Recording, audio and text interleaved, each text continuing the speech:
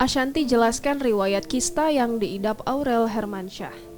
Penyanyi Ashanty menjelaskan riwayat sakit kista yang diidap putri sambungnya Aurel Hermansyah. Ashanty membagikan kisah itu karena ia mendapat pertanyaan dari netizen.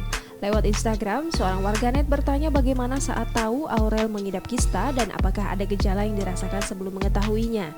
Menurut Ashanty, kista sepertinya bisa terjadi pada semua perempuan karena faktor haid dan pola makan. Ashanty mengaku ia sendiri juga pernah kena kista, tetapi tidak ganas dan sekarang sudah menghilang.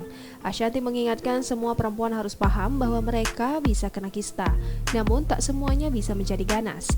Kista yang diidap Aurel terungkap ke publik saat Ashanty menemani Aurel konsultasi ke dokter kandungan sebelum menikah dengan Atta Halilintar. Aurel menginginkan segera punya anak kembar, namun dokter menyarankan untuk mengobati kistanya lebih dahulu. Jangan lupa subscribe, share, komen, dan like ya!